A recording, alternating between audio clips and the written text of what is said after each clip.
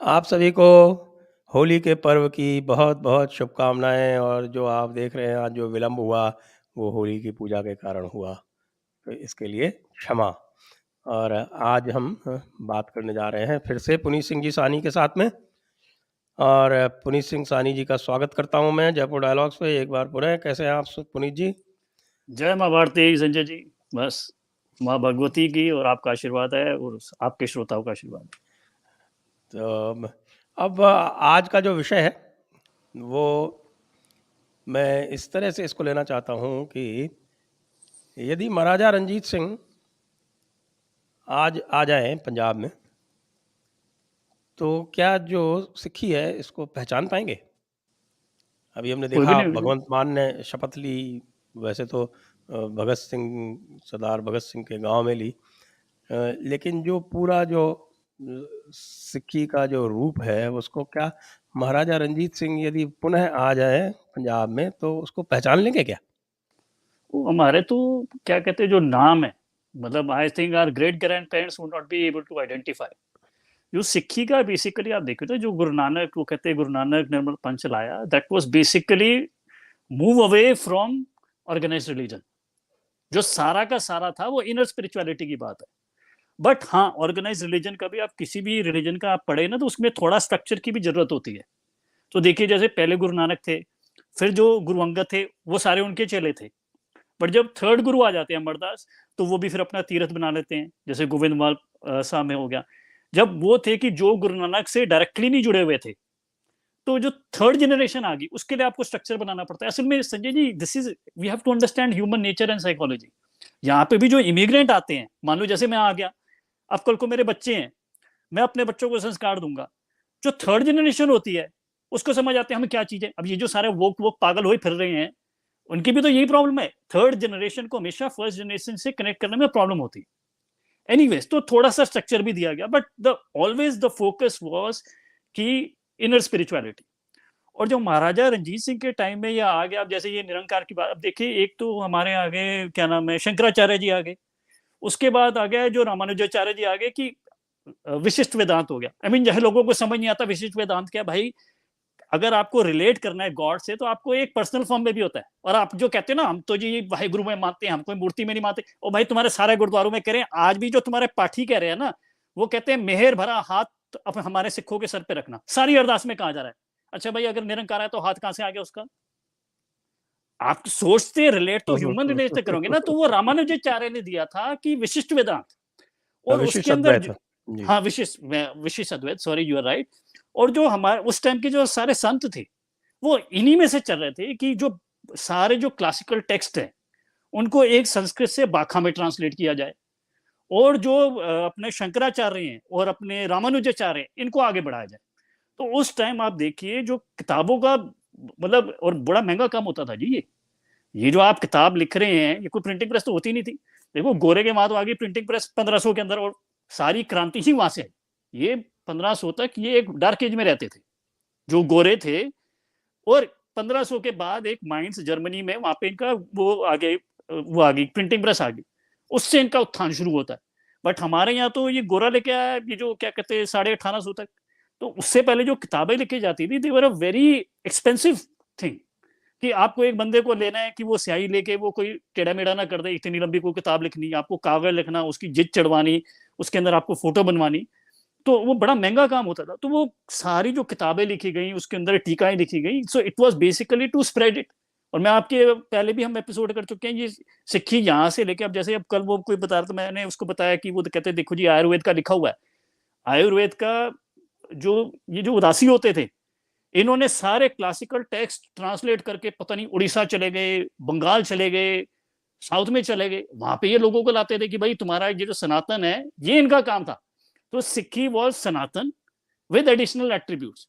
इन्होंने अपनी ड्यूटी में कर लिया था कि हमारा ये नहीं कि हम कोई पूजा कर ले तो हमारा धर्म हो गया, इससे हमारा पुनरुत्थान करना है इस धर्म का, सनातन धर्म का।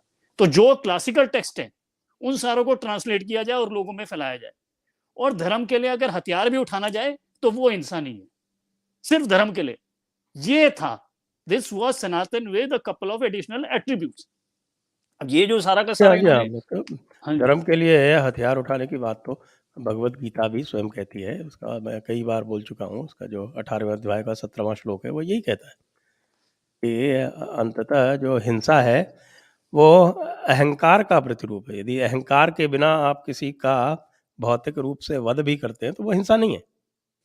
ये हाँ भगवत जी, गीता कहती है, तो हाँ जी। तो बेसिकली ये हमारा एसेंशियल पार्ट हो गया। जैसे जो हमारा खालसा हो गया, जो सारी रहत में मर्यादा लिखी गई वो खालसे के लिए लिखी गई। तो जो खालसा जो है ये हमारा जो एक पंथ है, और ये एसेंशियल पार्ट है, और इसका सत्कार करना और ये सारा किया गया। और उसके अंदर आप ये देखो सारे जो मतलब ट्रांसलेट किया गया, वो इट्स एक्चुअली वेरी, आप संजय जी आप उसका स्कोप देखिए, आप हैरान हो जाएंगे। जैसे मैं आपको बताता हूँ, अब जो अवतार है विष्णु के, वो 10 है। जो गुरु गोविंद सिंह जी ने लिखे वो 24 अवतार कर दिए। इसका क्या मतलब हुआ भाई? 24 अवतार कहां से आ गए?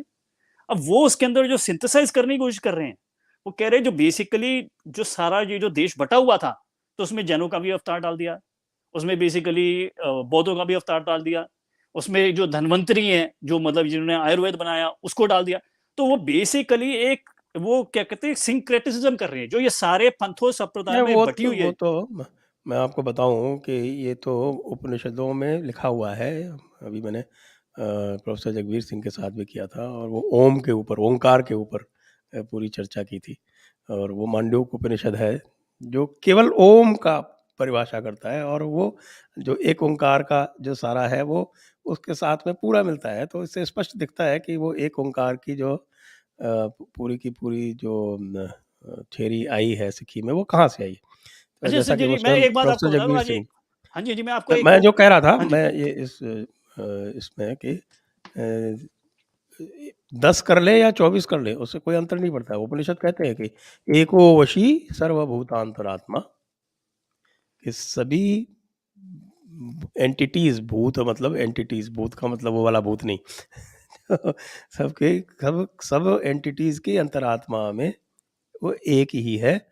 एकम रूपम बहुधा यह करोति, वह एक रूप अपने आप को बहुत सारे रूपों में दिखाता है। तो इसलिए विष्णु के अवतार 10 भी हो सकते हैं, 24 भी हो सकते हैं, उसमें कोई आपको कोई विशेष वो नहीं होगा। क्योंकि सनातन धर्म में कोई डॉगमा या कोई फिक्स्ड प्रिंसिपल यदि उसको ले जाते हैं, तो फिर वो सनातन धर्म का एक तरह से उसके विरुद्ध हो जाता है। जी, अब आप संजय बताइए। जी एक तो दो चीजें, एक तो जो अवतार का है ना, मैं आपको बताऊं, एक मैं I will just make a limited comment, इसके ऊपर तो डिस्कशन हो जाएगी। आप देखिए, जो पहले तो ये जो मानते थे, जो क्रिश्चियन मानते थे कि ये जो इवोल्यूशन तो हुई नहीं, ये तो जेनेसिस है, सीधा स्पेशल क्रिएशन हो गया। जब ये फायर किया गया, ये जो फेराडे थे, जो महा, ये सॉरी फेराडे कह रहा हूँ, ये थ्योरी क्या नाम है जिसने अपना एवोल्यूशन का सिद्धांत बताया, उसका क्या नाम है? डार्विन। हाँ जी, डार्विन। ये डार्विन खुद एक बहुत कमिटेड फेथफुल क्रिश्चियन था। जब उसने ये ढूंढा, तो आप सोचिए उसके जो विश्वास को कितना बड़ा धचका लगा होगा। ये एक बहुत बड़ा क्राइसिस आया था क्रिश्चियनिटी में, और इसको उन्होंने फिर अपने तरीके से, क्योंकि जो क्रिश्चियनिटी है वो इवोल्यूशन के बिल्कुल खिलाफ जा रही थी, उन्होंने इसको इंटीग्रेट कर लिया। जो इस्लाम है, जो आज भी इनका मेन चक्कर रूढ़ीवाद है, अभी इवोल्यूशन सारा आ गया। आप देख लो, कोई भी बंदा उसको मानने को तैयार नहीं है, नहीं जी नहीं, हम तो ऐसे ही हुए थे। अब जो जो सनातन परंपरा में आप देखिए, अवतार तो शुरू हो रहे हैं कि मच्छ से, कच्छ से। अब आप जो कह रहे हैं ना, मेरे हिसाब से ये जो थी एक बहुत एक डीप मेडिटेटिव अंडरस्टैंडिंग थी कि ह्यूमन इवोल्यूशन हुई कहां से, कि जैसे राम के बाद कृष्ण आते हैं, कि वो कृष्ण को क्या आ गया पूर्ण अवतार। तो ये ऐसी एक सोच थी ये बहुत बड़ी। तो हमें तो कोई प्रॉब्लम नहीं थी भाई एवोल्यूशन में, हमने तो कहा बल्कि ये तो विष्णु के अवतार है, ये तो ऐसी ऐसी बात बढ़ रही है भाई। तो चलो एक बात हो गया, मैं आपको दूसरी बात बताते हैं, जो आपने कहा एक ओंकार की, हम मकॉलिफ को कहते रहते हैं, ठीक है, और मकॉलिफ के ऊपर आज और बात होगी, क्योंकि मैं होगा, मकॉलिफ ने अपने यहाँ पे पट्टे तैयार किए थे दो।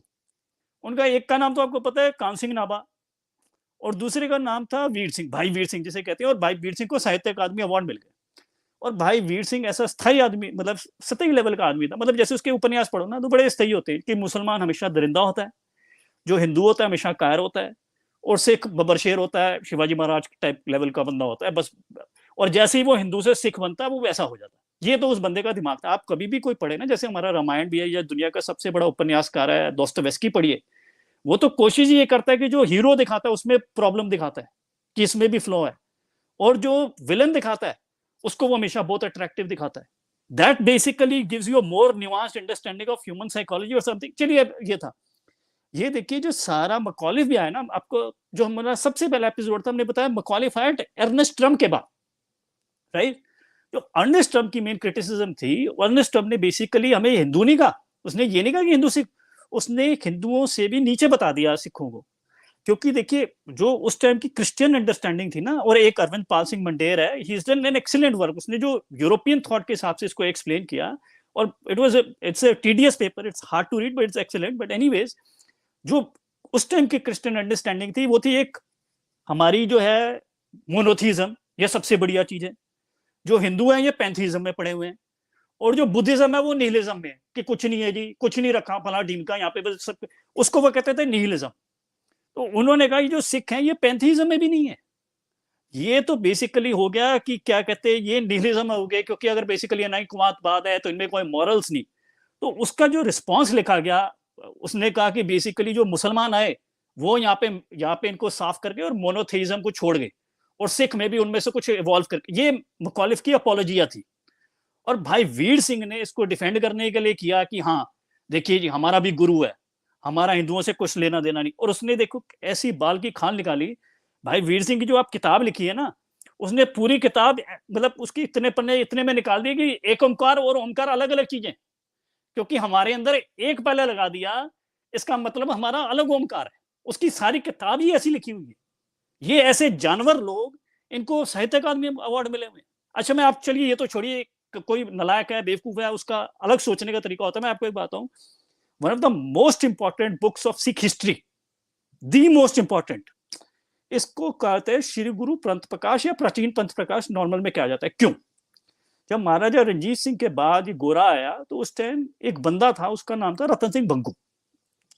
रतन सिंह भंगू के साथ एक दो चीजें बड़ी कमाल की। पहली बात, he comes from a very illustrious family, कि वो नानके से आ रहा है कि जिन्होंने मस्सारामगढ़ को मारा, और दादके से आ रहा है महाराजा रंजीत सिंह के वंशज से, ठीक है, या नानका दाद का रिवर्स करती, मतलब ऐसे दो उसके द मोस्ट इलस्ट्रियस फैमिली से आ रहा है वो। दूसरा जो अपने वो ग्रंथ के अंदर लिख रहा है, वो बाकी सारे रेफरेंसेस का बुक्स का हवाला दे रहा है जो लिखी गई है। That means he is very well read. तो उसके अंदर जो उसने बताया, उसने बेसिकली कहीं भी सिख लिखा है, उसने हर जगह हिंदू धर्म लिखा। उसने हमेशा लिखा कि जो सिख लड़ते थे, ये बिल्कुल महाराजा रंजीत सिंह की बात है, तो it is very fresh, so it is a very authoritative source who is well read and he is writing just after that.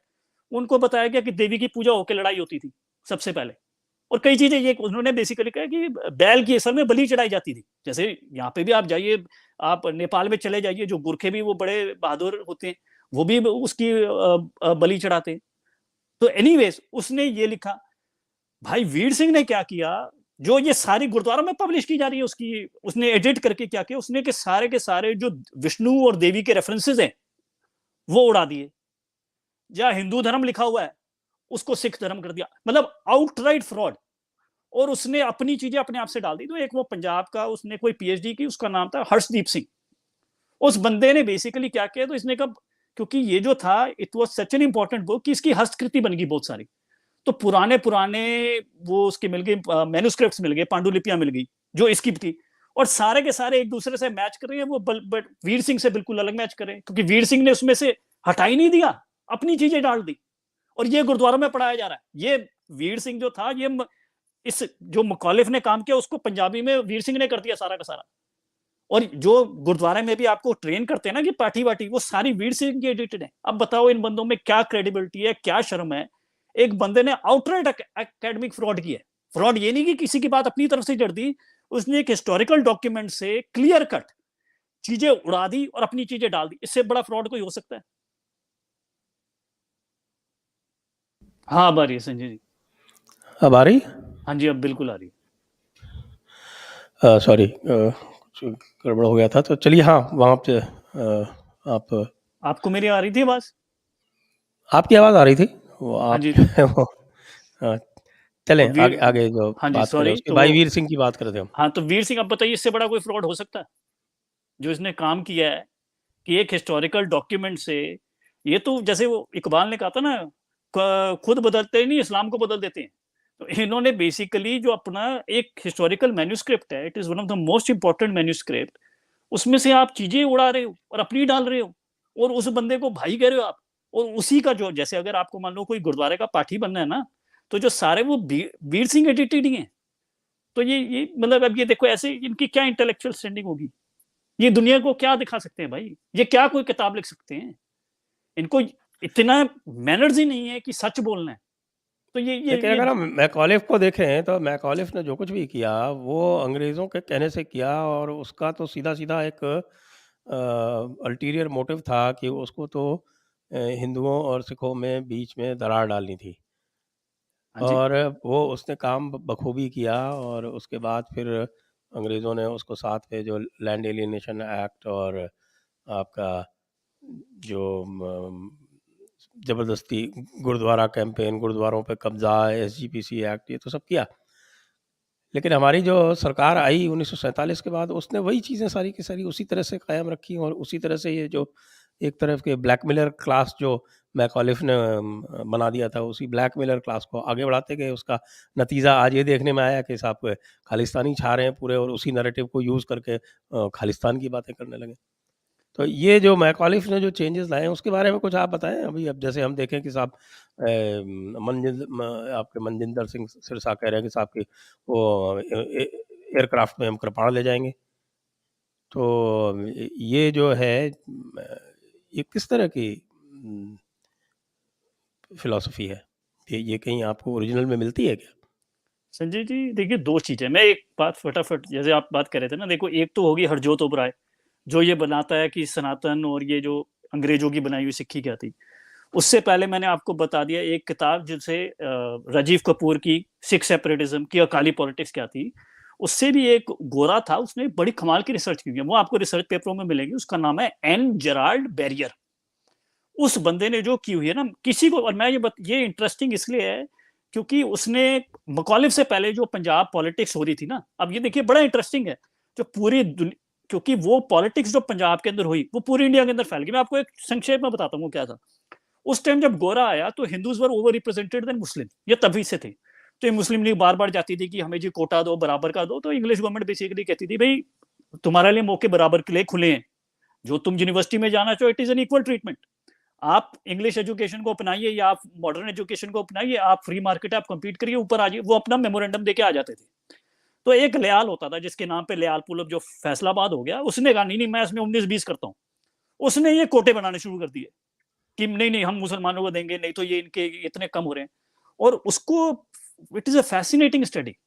उसके बाद असल में क्या हुआ कि मान लो जैसे अगर मैंने थानेदार है, थानेदार कॉम्पिटेंस पे लग रहा था, अब मैंने थानेदार लगा दिया कि वो सानी है, अब उसकी लॉयल्टी होगी मुझे, और मैं हो गया पावरफुल कि मैं थानेदार लगवा रहा हूं। तो जो डिवीजन थी वो सारी यहां से शुरू होती है।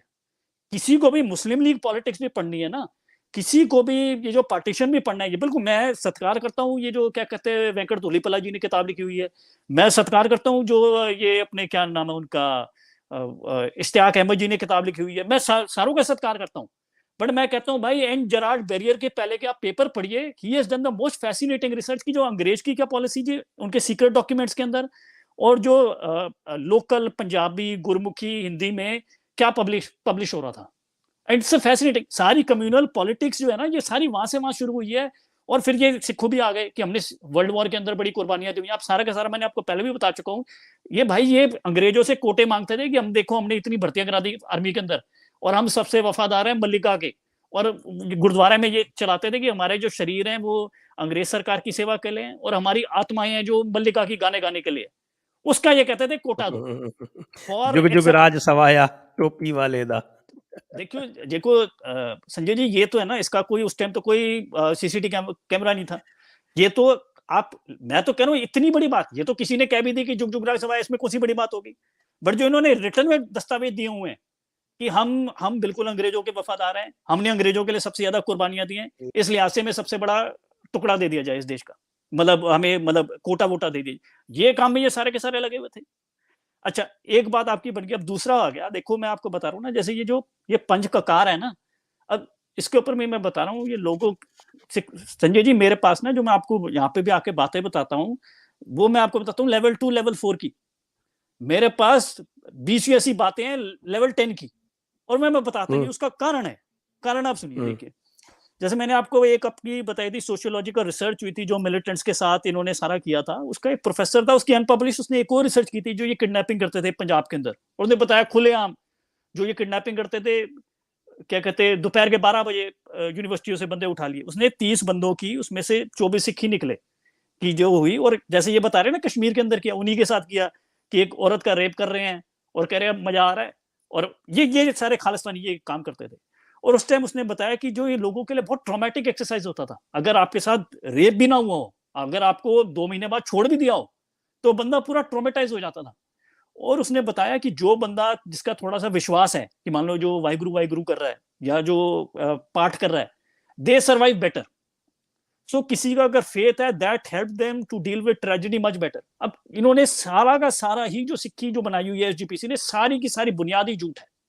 अब मैं सोचता हूँ कि ये इतने अच्छे लोग हैं, ये अपना जी रहे हैं, मैं कोई रिलीजियस लीडर नहीं हूँ, मैं उनको गाइड नहीं कर सकता, मैं उनको धक्का क्यों दूं। अब जैसे जो ये पंच ककार है ना, first thing you understand is कि सिक्की में पंच ककार, इसका कोई बेसिस ही नहीं है, ये मकौलिफ से है भैया। देखिए मैं आपको बताऊं वो संजय कैसे? जी, ये तो माना जाता है कि ये पंच ककार तो गुरु गोविंद सिंह जी ने दिए थे खालसा पंथ की स्थापना के समय। मैं आपको बताता हूँ संजय जी, ये भी ये सुनी सुनाई बात है ना, और ये किसी को बोलने नहीं देते। देखिए मैं जब जवानी में था, मैं ट्रैवल करता था, मतलब हिच हाइकिंग करके 40-40 किलोमीटर चलना। अगर आप लड़ाई झगड़ा करो या इफ यू आर कोई फिजिकल एक्सरसाइज करो, तो आपको आधा आधा किलो का देखना पड़ता है। तो जो गुरु महाराज हमेशा जो भी बात करते हैं वो बिल्कुल लॉजिकल बात करते हैं। तो उन्होंने कहा कि हाँ, अगर तुम मान लो हम एक आर्मी बना रहे हैं, तो एक आर्मी की यूनिफॉर्म होनी चाहिए कि नहीं होनी चाहिए। आप मान लो कि मैच हो रहा है, ये मतलब सानी वर्सेस दीक्षित मैच हो रहा है, तो आपको यूनिफॉर्म होनी चाहिए कि नहीं होनी चाहिए, तो अलग तो होगा ही। तो उन्होंने बेसिकली कहा केस के ऊपर था कि हाँ, और इसका यही इंप्रेशन निकलता है कि हम सनातन परंपरा से तुम ऋषि मुनियों की तरह दिखा करो। बाकी जो उन्होंने कहा एक कच्छ डाल के रखो, बेसिकली जो है क्या कहते हैं कि और एक अपने हाथ में करड़ रखो। शुरू में जो वर्ड आ रहा था बार बार करड़ आ रहा था कि एक हथियार अपने पास हमेशा रखो। इसकी देखो बिल्कुल लॉजिकल सेंस बनती है इसके अंदर, कि अगर आप सोचो कि एक बंदा हमेशा रहने को तैयार हो और वो सनातनी हो, तो आप भी यही कहोगे कि भाई सनातनी जैसा दिख, कच्छ रख कि कहीं भी भागना पड़ जाए, और अपने पास हमेशा हथियार रख। ये बात हुई थी। अब जो गुरु कहते हैं, मतलब वो जो रहतनामे आप पढ़ लो सारे के सारे जो गुरुओं के बाद लिखे गए, कहीं भी नहीं लिखा गया 5 के 1। हर गुरु ने हाँ अपने हुक्मनामे छापे हैं कि उन्होंने उसके अंदर लिखा है 5 हथियार लेके आ जाओ मेरे पास। और वो हथियार मतलब ये है कि हथियारों की तो भाई जरूरत है लड़ने के लिए। कोई कड़े की क्या जरूरत है भैया, अगर मतलब लड़ना है तो कंगे की क्या जरूरत है क्या, मतलब वो पगड़ी के अंदर दिखेगा भी कि तुम्हें किसी ने डाला हुआ है नहीं डाला हुआ। जो बंदा सिंह बहादुर है, वो जो हुक्मनामा करता है, वो कहता है कि 5 हथियार लेके मेरे पास आ जाओ। बट ये था बेसिकली जब अंग्रेजों ने पंजाब पे कब्जा कर लिया, तो उनको ये था कि ये मिलिटेंट फौज सी घूम रही है, इन्होंने अपने हथियार लेके ये फिर रहे हैं, तो इनको इन्होंने क्या करना था, इनके वो डिसआर्म करना था। अब डिसआर्म कैसे करें, तो मुखालिफ कहता मैं बनाता हूं इनका इतिहास। तो सबसे पहला मुखालिफ ने 1881 में कैलकाटा रिव्यू में पेपर लिखा, उसके अंदर उसने कहा कि गुरु गोबिंद सिंह जी ने कहा कि 5 ककार चाहिए। और जो 5वां ककार था, उसने कहा असल में ये भी जो ये कृपान नहीं चाहिए, ये कंगे के अंदर एक छोटा सा लटका देना, मतलब उसका सिंबॉलिक सा लटका देना, क्योंकि वो तो डिसाम कर रहा था। अब ये देखो मकौली भी ऐसे कमाल का बंदा, उसने जो 1881 में बात की, उसने देखा सिख मान मुन नहीं रहे, तो वो क्या कहते हैं, उसने 28 साल बाद ये कह दिया हाँ जी कृपान रख लो। तो ये एक नेगोशिएशन था जो सिखों का और अंग्रेजों, जो अंग्रेजी सल्तनत आ गई थी और यहाँ पे इन्होंने अपने पिट्ठू बैठाए हुए थे, तो वो 5 हथियार से 5 ककार आ गए। अब जो मुझे कह रहा है ना, वो मुझे कोई रेफरेंस दे दे भाई, गुरु महाराज की बाणी पढ़ी है दशम ग्रंथ के अंदर, जो हुक्मनामे पढ़े हैं वो 7-8 हुक्मनामे हैं, वो हर दूसरे से वेरी करते हैं थोड़ा थोड़ा कि किसमें, बट सारे इस बात पे अग्री करते हैं कि वो 5 के है ही नहीं, कोई है ही नहीं भैया 5 के, ये सारी की सारी चीजें बनाई हुई हैं। और ये भी मैं आपको बताता हूँ, जैसे ये यहाँ पे कहते हैं जी हम पाने लटका दें। अच्छा आप चलिए ये छोड़िए, आपको महाराजा रणजीत सिंह के जब इनके पास पावर आ गई, आपको चित्र मिल जाएंगे जो उन्होंने पेंटिंग्स कराई हुई है, बताओ किस कहाँ पे 5 ककार लटकाए हुए हैं भैया। ये सारा हमारा फोकस ही जो आउटवर्ड सिंबोलिज्म था कि बाहर दिखावेगा नहीं, अंदर का बंदे को रूहानियत होना चाहिए, इन्होंने बिल्कुल बिल्कुल उल्टा कर दिया। इसमें कोई ध्यान नाम की चीज नहीं है, इसके अंदर अब जो वो था क्या कहते हैं अपना जो चोपा सिंह रहतनामा, उसने लिखा हाँ एक कच्छ होना चाहिए, एक कृपाण होनी चाहिए, केस होने चाहिए, साथ में साथ संगति करो और नाम करो, 5 हो गए। बट ये पंच कक्कों का कोई कंसेप्ट नहीं था भैया, ये मकॉलिफ का बनाया हुआ है। मैंने जो अपनी रिसर्च की है, और ये क्या कहते हैं अपना वो आता है 1881 में कलकत्ता रिव्यू के पेपर में मकॉलिफ का, जब ये पहली बार आता है। और उसी के मेरे ख्याल साथ के एक पता नहीं इन्होंने खालसे का ही बंदा था मेरे ख्याल यानी ज्ञान सिंह, वो उसने भी उस टाइम लिखा हुआ है। तो गुरु गोबिंद सिंह की डेथ के 175 साल बाद, 175 साल तक, पौने 200 साल तक पंच ककार का कहीं भी नहीं है। जो है वो मुझे दिखा दे। जी, जी, जी, ये तो आपने बड़ी हैरान करने वाली बात कही मैं बता रहा हूँ संजय जी, कि मेरे पास ऐसे ये बीसियों तो बातें हैं, बिल्कुल मेरे पास ऐसी ऐसा बीसियों बातें माना हैं। जाता है। ये हालत पड़ रखी है कि ना किसी को बोलने देते, ये कहते। और गुरु महाराज ने, अब जैसे आपने भगवत गीता की दोबारा बात की, अब देखिए दशम ग्रंथ में एक छोटा सा चैप्टर आता है ज्ञान प्रबोध। ज्ञान प्रबोध के अंदर वो क्या कहते हैं, धर्म अर्थ काम मोक्ष, इन चारों के ऊपर। अब इसका अगर आपने गीता पढ़ी, अब जैसे हम वर्ड है उसका नाम है क्या कहते हैं पुरुषार्थ, ठीक है। पुरुषार्थ का हम मेहनत के टर्म्स में इस्तेमाल कर देते हैं, बट अब पुरुषार्थ का तो मतलब यही है ना कि जो अपने धर्म अर्थ काम मोक्ष को सिद्ध करे, जो उसका, अब वही ज्ञान प्रबोध के अंदर निकला हुआ है। अब ऐसे कहो ये जी 4 चीजें इनको सिद्ध कर लो, इसका क्या मतलब है। बट अगर आपको पता है नहीं ये हमारे गीता से ज्ञान निकला हुआ है, यही अपना वो क्या कहते हैं पुरुषार्थ है, तो इसका देखो कितना डीपर मीनिंग पड़ जाता है। पर इन्होंने सारी अपनी जड़ों से ही काटा हुआ है, न गवार जाहिल बैठे, इनको कुछ अक्ल है नहीं, और जो बोलता है उसको कहता हम जान से मार देंगे।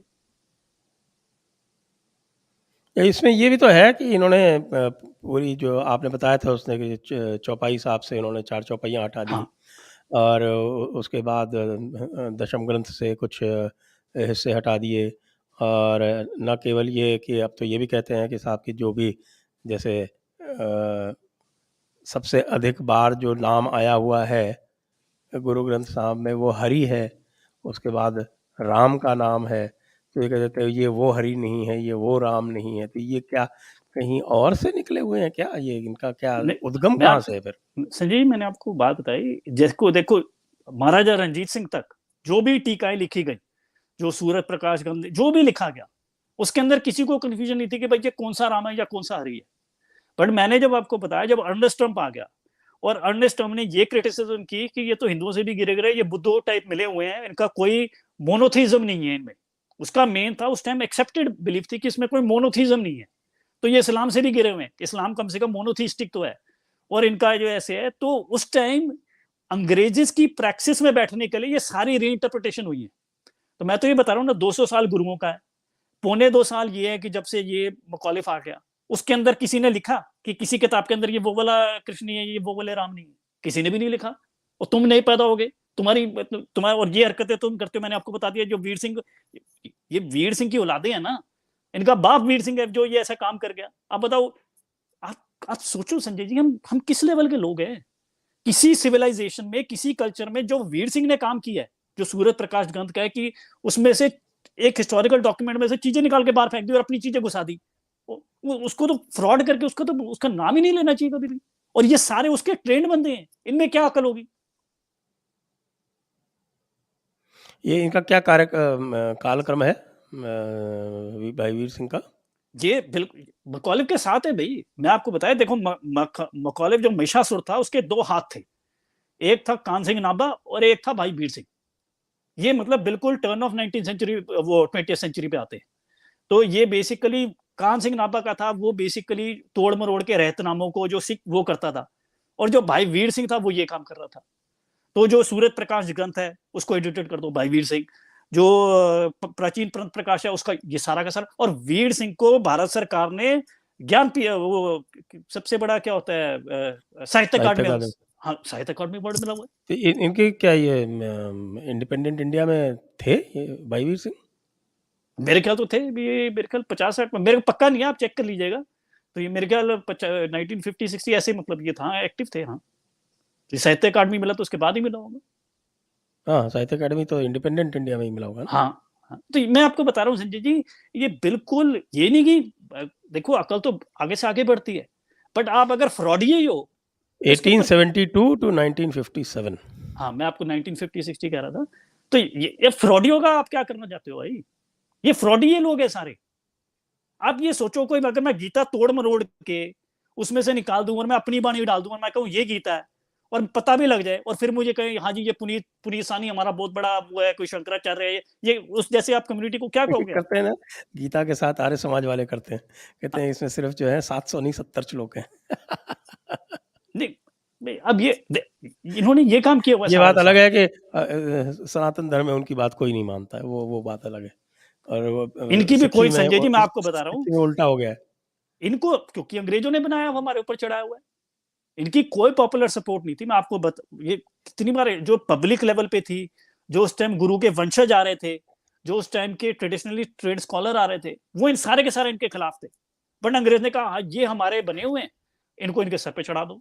तो ये अंग्रेजों के बिके हुए लोग हैं। एक बात मैं आपसे इसको थोड़ा-सा अगर और इसको विश्लेषण करें इसका, जिसको बोलते हैं चाणक्य नीति में अन्वीक्षा करें इसकी। तो ये जो इस समय हम देख रहे हैं कि बिल्कुल बेतहाशा कन्वर्शन हो रहा है क्रिश्चियनिटी में, तो क्या इसका जो बीज है यही कहा जाएगा, चूँकि मैकॉलेफ इसको पहले ही आधा इसकी क्रिश्चियनाइज़ेशन कर चुका है, इसलिए ये आसान हो गया है क्रिश्चियंस के लिए इनको कन्वर्ट करना? संजय जी देखिए, आपने एक झूठी कॉपी मोनोथिज्म की क्रिएट की हुई है, जिसका वास्तविक से कोई लेना देना नहीं। और मैं आपको बता रहा हूँ ना, वीर सिंह इतना ही जिम्मेदार है, क्योंकि वो तो लिख गया जो इसने क्या किया, मकॉलिफ ने इंस्टीट्यूशनलाइज कर दिया, अथॉरिटी दे दी कि ये हिस्ट्री है, क्योंकि जो आता था अंग्रेजी अंग्रेजी में पढ़ता था। बट जो इसका काम किया है, ये तो कान सिंह नाभे और वीर सिंह ने किया होगा सारा का सारा। तो मैंने आपको बताया वो दैत्य के दो हाथ थे, कान सिंह नाभा और वीर सिंह। इन्होंने ये सारा का सारा ये जो पाप किया हुआ, और आप, मैं बता रहा हूँ ना, आप एक झूठी कॉपी है। मतलब जैसे इसका आप वो मंडेर का पेपर पढ़ लीजिएगा, इन्होंने सारी की सारी, जैसे एक ओमकार, तो एक जैसे ही एक लग गया ये हमारा हिंदुओं वाला ओमकार ही नहीं है, ऐसी फजूल, ये उसकी थीसिस है। ये उसने इसके ऊपर पता नहीं पन्ने छाप छाप के उसने कर दिया कि जो हाँ, है कि ये, क्योंकि इसके आगे एक लगा है, ये वो वाला हमारा हुँ, ओमकार नहीं है। तो ओमकार भाई एक सारी की सारी, आप देखिए इसको एक्सप्लेन करना चाहिए तो आप जपजी को हुँ, एक्सप्लेन नहीं कर सकते कि सारा उल्टी हो गया, निरंकार की बात ही होगी। उनका बेसिकली था कि मोनोइथिज्म इज द राइट वन, उसके लिए आपको बुक चाहिए, उसके लिए आपको वन गॉड चाहिए, उसके अंदर आपको ये चाहिए कि राइट, उन्होंने सारा का सारा उसको फिट करने के लिए उसको ऐसे तोड़ मरोड़ कर दिया जिसकी जमीन में कुछ है ही नहीं। अब जैसे मैं आपको बात हूँ, अब हम अरदास करते हैं, अब कई चीज, चलो आप संजय जी एक और, मैं और नहीं बोलूंगा, क्योंकि ये मुझे नहीं लगता जो मेरे साथ भी हैं वो हजम कर सकते हैं जो मैं सच बता रहा हूँ। अब जैसे हम रोज अरदास करते हैं, आपने गुरुद्वारा में सुना आज्ञा पर यह गाल की तबे चलाओ पंथ, हर सिक्कन को हुक्म है गुरु मानियो ग्रंथ, ये सुना हुआ है, ये सारे सोते गुरु गोबिंद सिंह जी ने कहा हुआ है। ये गुरु गोबिंद सिंह जी ने कहा ही नहीं भाई। ये मैं इसको ढूंढते ढूंढते निकला तो ये प्रहलाद प्रहलाद राय के रहतनामे, अब वो भी प्रहलाद राय को उन्होंने प्रहलाद सिंह कर दिया, चलो जो मर्जी है, वो तो गुरुओं के बाल लिखा गया जो उसका ट्रांसलेशन है। तो प्रहलाद राय वो तो ये हुक्मनामे जो थे उस टाइम गुरु की डेथ के बाद, जो उनकी स्पेशल सिचुएशन थी उस हिसाब से लिखे जा रहे थे रहतनामे। अगर प्रहलाद राय ने ये स्टेटमेंट लिखी है, उस प्रहलाद राय ने ये भी लिखा हुआ है कि जो बंदा जपजी साहब का और जाप साहब का पाठ करे बगैर खाना खा ले, वो बंदा कीड़े के मल के बराबर है। इसका मतलब पूरी दुनिया में सारे कोई सिख है ही नहीं, हम कीड़े के मल के बराबर है। मैं कोई नहीं जानता जो एक भी सिख है जिसने बिना जपजी और जाप साहब के पाठ करने के बगैर क्या हो। तो ये जो कान सिंह नाभे थे और ये जो वीर सिंह थे, ये ऐसे बदमाश लोग थे, ये बेसिकली किताब उठाते थे, फिर ये कहते थे अच्छा ये बात हमसे बैठ रही है, इसको उठा के इसमें डालू, और ये बात नहीं उठा रही इसको गाय भी कर दो। ये सारे के सारों ने यही काम किया हुआ है। तो देवी पूजा निकाल दो, विष्णु पूजा निकाल दो, अवतार निकाल दो, वो तो आप जो अगर आपने ये काम करना है तो मैं कर देता हूँ बड़ा गीता के अंदर कि मैं विष्णु का अवतार हूँ, सारे के सारे बंदे मुझे मान लो, इसमें क्या है। जहां पे कहा हुआ अवतार में नीचे उतर के कर देता हूँ कृष्ण की जगह पुनीत सानी, बस हो गया काम। ये नहीं संजय जी, हंसने की बात नहीं, इन्होंने सच्ची मुच्ची ये काम किए हुए हैं कि कुछ हर किताब में से अपनी मर्जी का उठा लेते हैं और बाकी सारा का सारा फेंक देते हैं। इनमें कोई तमीज ही नहीं है जी। मैं आपको ये बात इसलिए, आप देखिए जो दशम ग्रंथ है, जो आपको संजय जी आपको पता हो, आपने एक सुना होगा भंडारकर ओरिएंटल रिसर्च इंस्टीट्यूट, आपने नाम हाँ सुना जी, है ना? हाँ जी, हाँ जी। भंडारकर, आपको पता है उनको भारत रत्न मिला था। उन्होंने 50 साल लगा के स्टैंडर्डाइज किया महाभारत को। 25 साल क्या कहते अंग्रेज के टाइम में, 25 साल आजादी के बाद।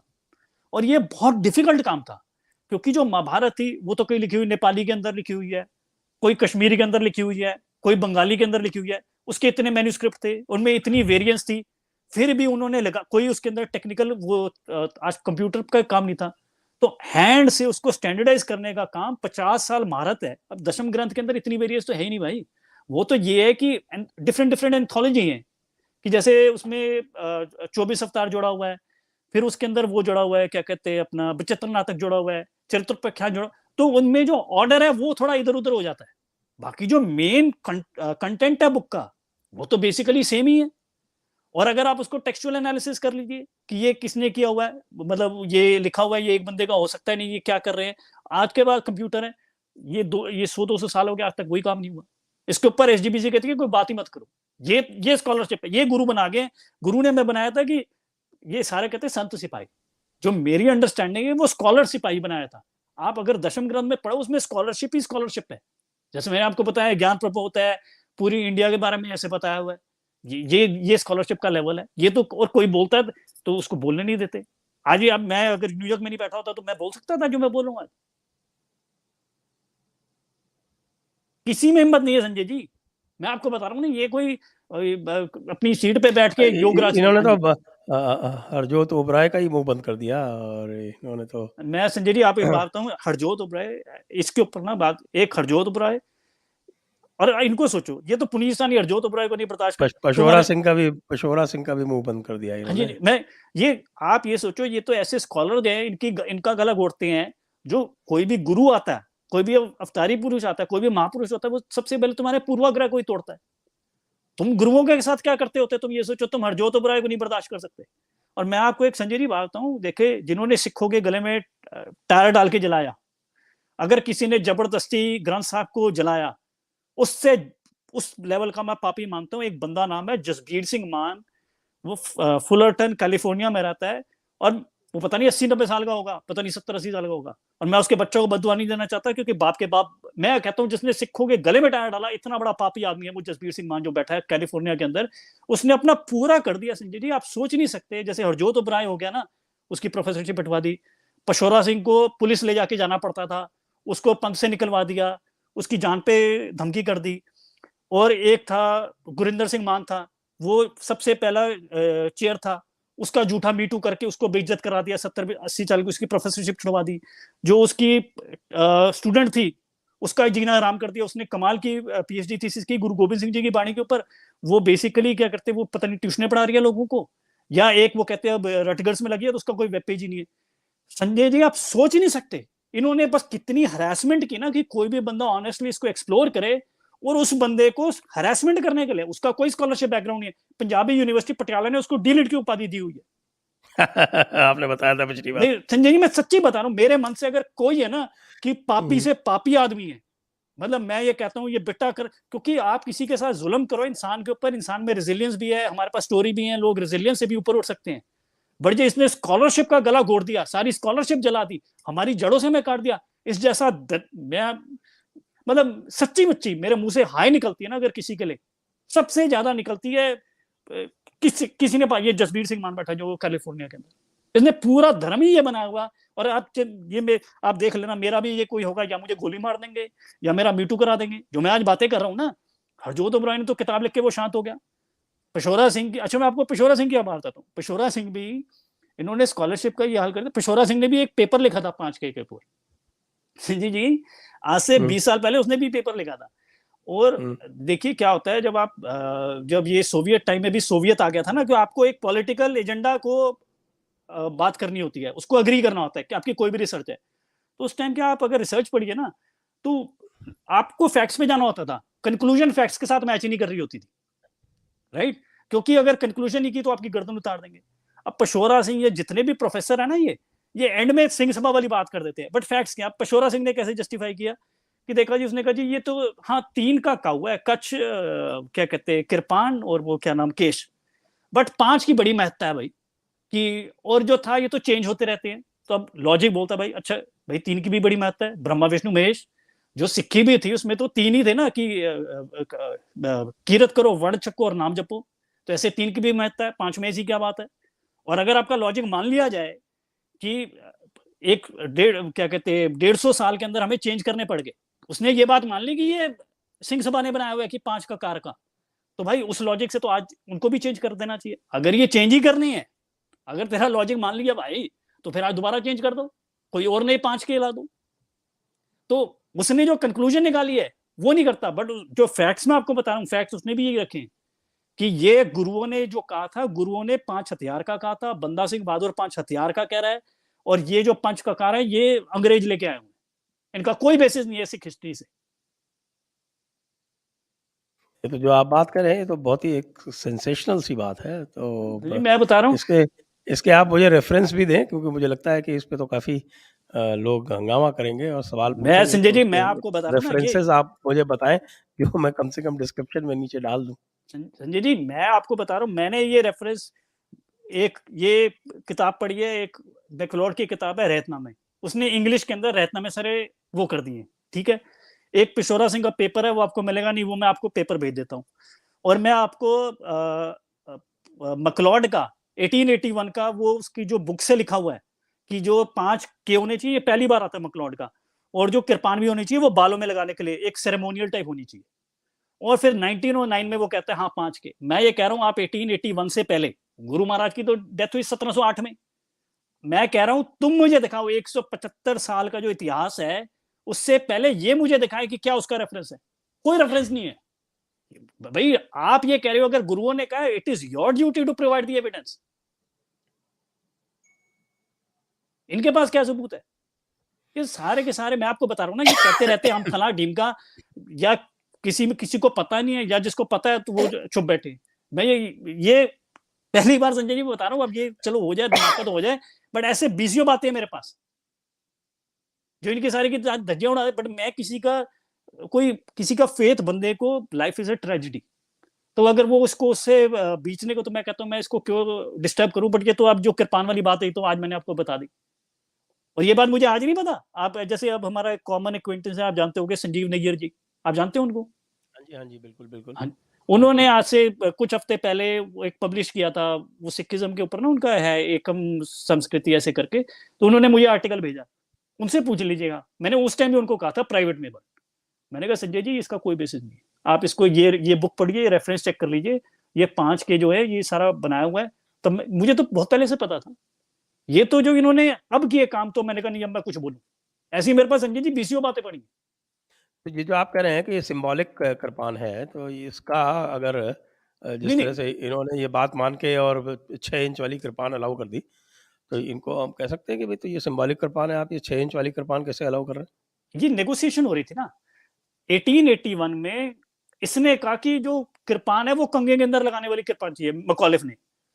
फिर सिख नहीं मान रहे थे क्योंकि उनको हथियारों का था, तो उसने ये भी एक सेरेमोनियल ही है, ये चेंज की इससे क्या हो जाएगा। ये भी जो है ये भी फिर 1909 में volume 5 of the Sikh religion में मुखालिफ ने अपनी बात बदल के कह दिया कि हाँ कृपान, वो सेरेमोनियल नहीं बट एक छोटी सी कृपान। तो ये नेगोशिएट कर रहे थे कि कितने पे ये माने। बट जो गुरु कह रहे थे, आप सोचो संजय जी कोई लड़ाई हो रही है, कोई मजाक की काम नहीं होता ये मजाक। आप अगर हार जाओ, आपकी जान ही नहीं जाती, आपकी सारी औरतों की इज्जत लुट सकती है इस बारे में। तो वो ऐसी कहेंगे कि वो तो कहते हैं 5 हथियार रखो, अलग अलग तरीके के हथियार रखोगे आपको डिफेंड करना, वो बिल्कुल लॉजिकल बात करते हैं। गुरु कोई, अब जैसे मैं आपको एक बात बताता हूँ, ये सॉरी टू डाइग्रेस, अब जो हम ये इतने आक्रांता है और वो बहुत लेवल पे सफल भी हो गए, ये जो तुर्की आक्रांता है, उनमें एक उनके पास, हमारे पास टेक्नोलॉजिकल एडवांटेज थी उनके पास, ठीक है। वो टेक्निकल एडवांटेज थी वॉर हॉर्स, जो इंडिया में बिकॉज ऑफ टेरेन वो नहीं हो सकते थे। और मैं आपको संजय जी बताऊं, जब अंग्रेज आया पंजाब के अंदर 1800 के अंदर, सो इस टाइम आप सोच ही नहीं सकते अंग्रेज कितना पावरशाली होता था। That was like the height and height of power, unbridled power, पूरी ओशंस के ऊपर था। सारे वहां पे नोबल टाइप लॉरेट निकल रहे थे, कोई वर्ल्ड वॉर नहीं हुआ था जिनकी रीढ़ की हड्डी टूट जाएगी। 75 साल, from 1800 to 1875 the British used best of technology to breed war horses in India and they failed. 75 साल this project failed because of Indian demography or something like that. तो मेन था उनके पास वॉर हॉर्सेस थे। Indian जो battle formation होती थी वो ज्यादातर इन्फेंट्री बेस्ड होती थी, जो हॉर्सेस भी थे वो ये नहीं हो सकते थे। बट जब बाद में आर्टिलरी आ गई तो इनकी सारी एडवांटेज ही खत्म हो गई। आप देखिए जब से आर्टिलरी ज्यादा होता है तब से मुस्लिम आक्रांता आने बंद हो गए, क्योंकि आप ले आओ घोड़े, आपको तोप पड़ेगी, आप सारे ठिकाने पड़ जाओगे। अब जो गुरु महाराज है, मैं आपको बताऊं, गुरु महाराज की बाणी एक उग्रदंती बाणी है। वो तो अब जो सारे जैसे दुर्गा को बताते हैं तो दुर्गा के बताते हैं ये शस्त्र है, कि जैसे 8 शस्त्र होते हैं। गुरु महाराज ने कहा पता नहीं तू ही दुर्गा तोप चलंती, तोप गोला चलंती। तो उनको ये समझ आ गया कि भाई जो अगली लड़ाई है वो अब ये तलवारों से ज्यादा तोपों से लड़ी जानी है। तो उन्होंने जो अपनी उग्रदंती बाणी के अंदर उन्होंने कहा ये जो तोप के गोले हैं ये दुर्गा की गोले नहीं कर रहे हैं। तो उन्होंने एक रिलीजियस को भी बांधने को और वॉर को बांधने को वो हर जगह सिंथेसाइज कर रहे थे। आप जो उनके देखो ना, मैंने आपको पिछली बार बताया कि अस्कर पान खंडो कदक तुपक तपक तीर, इसके अंदर जो बंदूक है बाकी सारी चीजों के ऊपर थोड़ा थोड़ा बोला हुआ है, बंदूक के ऊपर सबसे ज्यादा बोला हुआ है, क्योंकि बंदूक उस टाइम को उनको पता लग रहा था ये सबसे इंपॉर्टेंट हथियार है। तो वो हर चीज लॉजिक के हिसाब से बात करते हैं कि लड़ना ये कोई मजाक का काम नहीं होता कि किसी से जाके लड़ जाओ। तो ये वो ऐसी फजूल बातें करेंगे कि कंगा लटका लो, कि कड़ा लटका लो, अब ये काम करना। उन्होंने 5 हथियारों की बात की थी। जी, 5 हथियारों की बात की थी। दर्शकों से अनुरोध है कि आप लोग कोई यदि प्रश्न हो तो वो पूछ लें, क्योंकि अब शीघ्र ही हम प्रश्न के राउंड में जाने वाले हैं। तो ये जो पूरा जिसको हम कहें कि ये रचा हुआ एक स्कॉलरशिप है, एक बनावटी जो स्कॉलरशिप है, इसको सही स्कॉलरशिप से रिप्लेस करने के लिए आप क्या उपाय सोचते हैं? संजय जी 2 चीजें, पहले ये कोई स्कॉलरशिप ही नहीं है, ये फ्रॉड है। मैं आपको संजय जी आप एकेडमिक फ्रॉड सोचते हैं ना, जैसे ये झूठा इल्जाम लगा रहे हैं विक्रम संपत को, उसने कोटेशन मार्क नहीं दिया ये वाला टीम का। ये आप ये सोचो तो सही, ये कितने लेवल का फ्रॉड है भाई। एक हिस्टोरिक डॉक्यूमेंट से आप चीजें उड़ा के अपनी चीजें डाल रहे हो बेशर्मी से। ये सारा का सारा ही फ्रॉड है। ये कोई कोई कोई स्कॉलरशिप नहीं है। और अगर कोई सिविलाइजेशन को ऊपर उठना है तो मैं तो यही बता रहा हूं, मेरी जिंदगी में मैं जज करता हूं कि कौन बंदा कितना सच बोल रहा है जी। ये होना चाहिए यार्डस्टिक, ये नहीं कि किसने दाढ़ी कैसी लटका ली है और पगड़ी कितनी चढ़ा ली है, चाहे या किसी का क्या मजहब है या क्या है। अगर आपकी फाउंडेशन ट्रुथ पे है then you can build it. आप बिजनेस भी बिल्ड कर सकते हो, आप एजुकेशन भी बिल्ड कर सकते हो, बट आपको ये तो पता है कि जो पुरानी चीज है वो रिलायबल है। आप जो है, अब जैसे आप गोरों को जो मर्जी कहते रहे ये ब्राह्मिक है ये क्रिश्चियन है, बट यहाँ पे लोग ज्यादा सच बोलते हैं। आप अगर यहाँ पे बिजनेस करें आपको उसका एडवांटेज हो जाता है उसका, that is why this is country is richer. मान लो अगर आप अगर झूठ बोल रहे हो, मुझे मैंने आपसे माल लेना है, आप मुझे चाय सप्लाई करते हो, बट अब मुझे पता है कि ये बंदा 50 बार तो झूठ बोलता है, then I have to adjust in the cost कि 50 बार मेरे पास गलत चाय भी आ सकती है। बट अगर मुझे पता है कि ये बंदा 100% सच बोलता है तो मैं आपको बहुत ज्यादा दाम दे दूंगा, कि मुझे पता है आगे से मुझे चेक नहीं करना। तो truth has a very high economic benefit, it has a very high intellectual benefit, it has a very high spiritual benefit. तो भाई अगर तुम किसी गुरु को मानते हो, किसी ग्रंथ को मानते हो, किसी गुरुओं से इंस्पायर्ड हो, तो कसम खाओ कि सच बोलोगे। और जो झूठ बोल रहे हैं उनको बोलोगे ये झूठ बोलते भाई, ये सारा का सारा झूठ है, इनमें कोई सच्चा बंदा ही नहीं है। संजय जी छोड़ो ना कि कोई गवारो ना पाप नहीं है अगर किसी ने आपको कोई अकल नहीं दी, अगर आपका कोई कल्चर है इसमें, बट झूठ बोलना तो आपका दोष है। ये सारे के सारे झूठे हैं। मेरे हिसाब से तो यही जज होना चाहिए पैमाने का कौन कितना सच बोलता है। जी, आप सही कह रहे हैं, बिल्कुल सही कह रहे हैं। और इसी पॉइंट पे फिर अब हम कोई प्रश्न तो आए नहीं हैं आज, मुझे लगता है वैसे भी लोग होली में व्यस्त होंगे, होलिका दहन था आज, तो इसलिए लगता है कि आज ऑडियंस भी कम है और लोगों के प्रश्न भी नहीं आ रहे हैं, तो हम इसको यहीं समाप्त करते हैं। पुनीत जी, आपने बहुत ऐसे कुछ सेंसेशनल रहस्योद्घाटन किए, एक प्रश्न आ गया है उसको ले लेते हैं। ऐसे रहस्योद्घाटन किए हैं कि ये तो यदि ये ठीक से एकेडमिकली इस्टेब्लिश कर रहे हैं हम लोग, तो ये तो पूरी दिशा ही बदल जाएगी। जी मैं किसी भी हिम्मत नहीं है बोलने की जी। मैं आपको ये जसबीर सिंह मान ने जो ये लोगों के साथ किया हुआ है ना, मैं आप सोच ही नहीं सकते कि इन्होंने कैसे परेशान किया हुआ है लोगों को, उनके झूठे इल्जाम लगा दो। एक मतलब वो जैसे एक गुरिंदर सिंह मान है, और गुरिंदर सिंह मान से मेरी 1-2 बार फोन पे बात हुई, उसको पता लगा कि मैं खालिस्तानियों के खिलाफ बोलता हूँ, उसने मेरे फोन उठाने बंद कर दिए। बट वो जो बंदा है वो बिल्कुल एब्सेंट प्रोफेसर टाइप है, जो क्या कहते हैं अपना, जैसे योगेंद्र यादव आवाज निकाल के बात करता है ना, वो सच्ची मुच्ची में वैसे बात करता है। और उसके पेपर है, वो कभी भिंडरा वाले को गाली नहीं देता। वो जो ये जो एसजीपीसी वाली उनकी बात बना के उसने एक दो जो फाइंडिंग की, जैसे इसने बता दी, उसी का भी ये पेपर, उसके पेपर में से भी निकला ये काफी सारा कि ये कितना इसने 2 नंबर काम किया वीर सिंह ने। उन्होंने उसका झूठा लगा दिया कि इसने सेक्सुअल असॉल्ट किया अपनी स्टूडेंट के साथ। उसने कहा भाई मैंने किया ही नहीं, ये तो मेरे बच्चों की तरह है। बट एक बार केस हो गया, उसका करियर डिस्ट्रॉय हो गया। इन्होंने वेबसाइटें बना दी, ओ गुरिंदर सिंह मान इसने ये किया हुआ है। फिर जो उसके स्टूडेंट हैं वो कहते हैं ओ ये देखो ये सेक्सुअल असॉल्टर का स्टूडेंट। ये काम करते हैं संजय जी।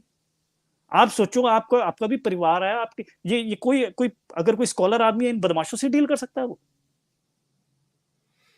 ये जी, 2 बहुत प्रश्न आ गंदे गए, लोग हैं। हाँ जी, प्रश्न ले लेते हैं। हाँ जी।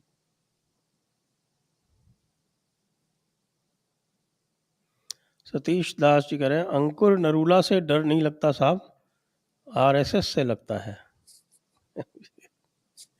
ये तो एक सच टिप्पणी है। बोलिए जी, डर सारे हट जाएंगे। जी, नेक्स्ट। प्रियंक भारद्वाज जी पूछ रहे हैं, how Congress is able to convince Sikhs for 30 plus years even after 84 massacre. Last Punjab CM was from Congress only. Sanjay ji अब ये देखिए, ये एक तरीके का है।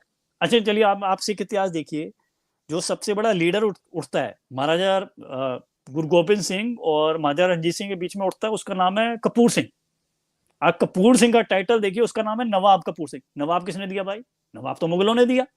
और मुगलों में किसने दिया? जो जकरिया खान दिया, जिसने सबसे ज्यादा कत्लेआम किया, सिखों का जेनोसाइड किया। तो आपको ये समझना चाहिए कि हाँ कांग्रेस से गलतियां हुई हैं, उन्होंने ये नहीं कहा। बट एंड में जो था, जो अकाली नैरेटिव के कोई खिलाफ भी खड़े हुए हैं पंजाब में, तो वो तो ये क्या कहते हैं, कांग्रेस खड़ी हुई है। इन्होंने कितनी शहीदियां दी है भाई? जो बिट्टा जैसा बहादुर आदमी दिखाओ, कोई आपको दिखे किसने दी है? तो ये जो है बेअंत सिंह ने साफ किया, ये कोई थोड़ा ना, ये तो सारा संजय जी आप इसके ऊपर एपिसोड रख दीजिए। अब जैसे विवेक जी की वो मूवी आई है कश्मीर फाइल्स ना, आप मुझे इंसिडेंट बताइए, मैं आपको इंसिडेंट वर्ड टू वर्ड, और मैं आपको उसका सोर्स न्यूज़पेपर भी बताया था। ये सारा खालिस्तानियों ने पंजाब में वही किया। असल में जो कश्मीर में हुआ ना, that was a repeat of what happened to Punjab Hindus. ये सारा का सारा इन बंदों ने कि लोगों के घरों के बाहर निकालना कि तुम चले जाओ, तुम्हारी हम बेटियां उठा लेंगे। ये तवलीन सिंह की रिपोर्ट है, उसने खुद अपनी आंखों से देखा हुआ है। औरतों के मास रेप करना, ये क्या कहते हैं रमेश विनायक की रिपोर्ट है कि उसको रेप करना है उसकी अपने आदमी के सामने, और कैसा मजा आ रहा है। ये जगरूप सिंह सेवकों की फील्ड स्टडी। आप मुझे जो कहोगे, जो मैंने आपको ये बताया, ये शेखर गुप्ता का मैंने वो डाला भी था, आपने उसको रीट्वीट किया। उन्होंने तालिबानी ड्रेसें डाल दी, जनगण मन पे बैन करा दिया। और वो क्या कहते हैं वो क्या कहते हैं राजपुरा की पटियाला की हेडमिस्ट्रेस थी, उसने कहा हमारे पास मजदूरों के बच्चे हैं, हम हाथ जोड़ते हैं, हमें 3 हफ्ते दे दो, इनकी यूनिफॉर्म, हमारे पास एक्स्ट्रा यूनिफॉर्म नहीं है। उसके पेट में उसको गोली मार दी। जो मिलिटेंट हैं उनको टेररिस्ट नहीं कह सकते, उनको भाई या सरदार कहो कि सरदार ये ये तालिबान लॉ इन्होंने लागू किया हुआ था। आप जो बात कहे ना, मैं ये नहीं कि कश्मीरी हिंदुओं का दर्द बहुत है, मैं उस पे से कोई नहीं, बट जब ये बात थोड़ी हो जाए, मैं एविडेंस के साथ सारा कर दूंगा। इन सारे बदमाशों ने सारे पाप पंजाबी हिंदुओं के और सिखों के ऊपर, सारे पंजाबियों के ऊपर की। असल में जो सिख इनके खिलाफ बोलता था, सबसे पहले उसको मारते थे, ये इनके नैरेटिव के थ्रेट है। तो इन्होंने सारे पैट्रियोटिक सिखों को मार दिया वहां पे, जो बोलने वाले। ऑब्वियसली अंदर से तो बहुत सारे होंगे, तो यही करते थे। अब जो उस अकाली, जो बीजेपी तो अकालियों की पिछ लगू है, को हिंदू सिख एकता में चलो जी चलने की बात है। जो अकाली नैरेटिव को अगर चैलेंज किया है, तो वो कांग्रेस ने ही किया है, और कांग्रेस की कुर्बानी है भाई। ये मनीष तिवारी के फादर को मार दिया, ये जो बिट्टू है, बिट्टू के बेअंत सिंह को मार दिया, ग्रैंडफादर को मार दिया। तो आप ऐसे उनकी कुर्बानियों को जीरो मत करें। और तो उन्होंने भी पंजाब कांग्रेस की कुर्बानियां, इसलिए कोई वो पागल लोग नहीं है इसलिए वोट दे देते थे। they have fought with terrorism in Punjab and people appreciated it, never because they did Blue Star, but despite their mistake. For after Blue Star, for a decade they were in the field and they were confronting the terrorist narrative, and we should appreciate, every Punjabi should, every human being, every Indian should appreciate that. जी, next. MPSC पूछ रहे हैं, Nirankari sect और भाई कान सिंह नाभा का क्या connection है? ये सेक्ट भी आइडल वर्शिप नहीं मानता और लोगों को अपने ही फोटो बेचने लगे हैं। ये मैं संजय जी बता चुका हूँ, ये जो आनंद मैरिज एक्ट है, ये सारा का सारा निरंकारी से उठाया हुआ है। जो निरंकारी थे ना, ये मैंने भी पता, ये अहमदिया टाइप थे, ये रेडिकलिज्म फैलाते थे और एंड में यही उसके विक्टिम बन गए। जैसे ये थे कि ये क्या कहते, ये कहते कोई मूर्ति पूजा नहीं हो सकती। जो ये आज एसजीपीसी का नैरेटिव है ना कि सिर्फ गुरु ग्रंथ और गुरु ग्रंथ या दशम ग्रंथ, सिर्फ गुरु ग्रंथ को माना जाए, ये वो कहते थे। अब जैसे हम कहते हैं श्री भगवती जी साए, ये कहते, तो एसजीपीसी ने इसको डिफेंड किया, नहीं जी नहीं, ये भगवती नहीं, असल में ये भगवती तो असल में एक जी तलवार है। वो कहते नहीं नहीं नहीं, ये भगवती का नाम है, ये दुर्गा का नाम है, ये भगवती कैंसिल कर दो इसमें से। तो ये खुद रेडिकल होते थे, ये जो काम करने चले थे ना, एंड में एसजीपीसी ने क्या किया, जो इनकी बातें सारी मान ली, बट इनको नया काफिर बना दिया और इन सारों को मारना शुरू कर दिया। तो जो ये ऐसी गेम खेलते हैं, एंड में उसका शिकार हो जाते हैं बहुत बार। जैसे अहमदिया भी थे। अब मैं उनको नहीं, उनके साथ पाकिस्तान में कितना जुल्म हो रहा है, मैं उसको बिल्कुल नहीं कहता कि मतलब ये बहुत गलत हो रहा है जो वहां पे हो रहा है पाकिस्तान में, बट अगर कोई हिस्ट्री पढ़े, ये रेडिकलिज्म फैलाने में मुस्लिम, ये अहमदियों का बहुत रोल था। जी, तो मेरे विचार से इसी के साथ प्रश्न पूर्ण हो रहे हैं और अब हम यहीं पर इसे समाप्त कर सकते हैं। आपका बहुत बहुत धन्यवाद पुनीत जी, दर्शकों का बहुत बहुत धन्यवाद। जय हिंद, जय माँ जय माँ Bharti, Bharti. Vande Mataram. Press the bell icon on YouTube and don't miss another